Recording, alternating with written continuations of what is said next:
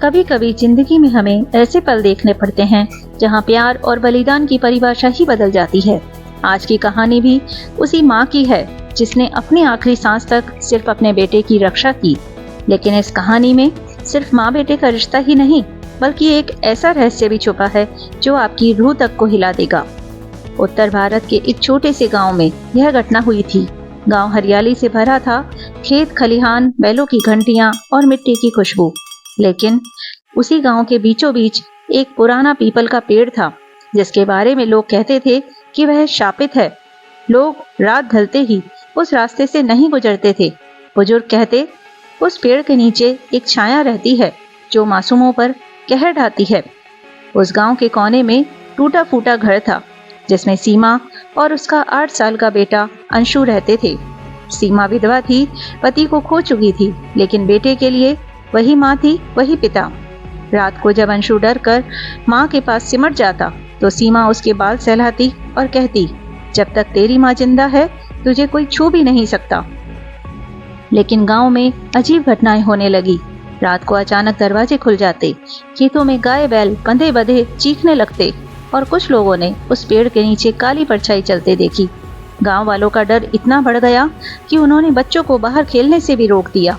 एक दिन गांव वालों ने सीमा को भी चिताया, अपने बेटे को उस रास्ते से मत जाने दिया करो, वहां कुछ अशुभ है। लेकिन स्कूल जाने का वही सबसे छोटा रास्ता था। सीमा ने डर को छुपाते हुए बेटे से कहा, जल्दी निकल जाना बेटा, और रास्ते में किसी से बात मत करना। एक दिन शाम को जब सूरज ढलने लगा, अंशु अकेला उसी रास्ते से लौट रहा था।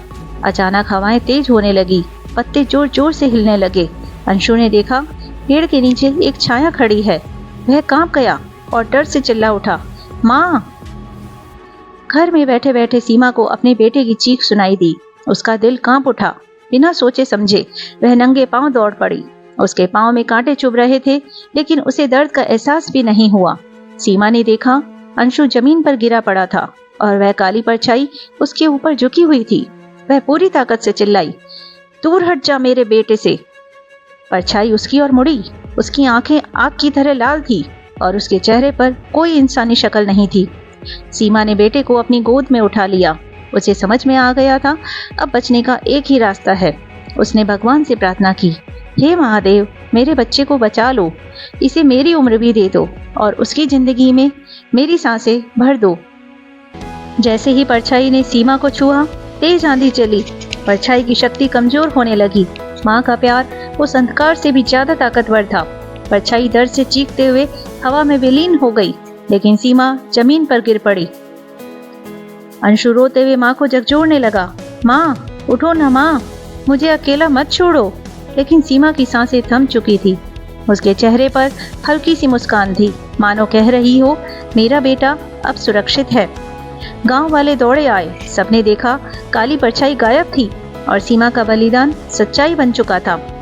लोगों ने रोते हुए कहा, यह माँ नहीं, यह देवी थी। उसने अपने बेटे के लिए अपनी जान तक दे दी। वक्त बीता, अंशु बड़ा हुआ और उसने उसी जगह पर एक मंदिर बनवाया। मंदिर की दीवारों पर सुनहरे अक्षरों में लिखा गया, माँ का प्यार सबसे बड़ी शक्ति है। लोग आज भी कहते हैं, रात को जब हवाएं चलती हैं तो उस माँ की आत्मा अपने बेटे और पूरे गांव की रक्षा करती है। दोस्तों, यह कहानी हमें यही सिखाती है कि दुनिया की हर ताकत से बड़ी ताकत है माँ का प्यार। अगर आप भी यह मानते हैं कि माँ सबसे महान है तो इस वीडियो को ज़्यादा से ज़्यादा लाइक और शेयर जरूर करें और कमेंट में लिखें, माँ तू महान है। और ऐसी ही रहस्यमयी कहानियाँ सुनने के लिए मेरे चैनल को सब्सक्राइब करना बिल्कुल भी ना भूलें। और अगर आप मुझे फेसबुक से देख रहे हैं तो मेरे पेज फ्रेग्रेंस ऑफ ज्ञान को फॉलो भी कर लीजिए। मिलते हैं ऐसी रहस्यमयी कहानियों के साथ। तब तक के लिए धन्यवाद।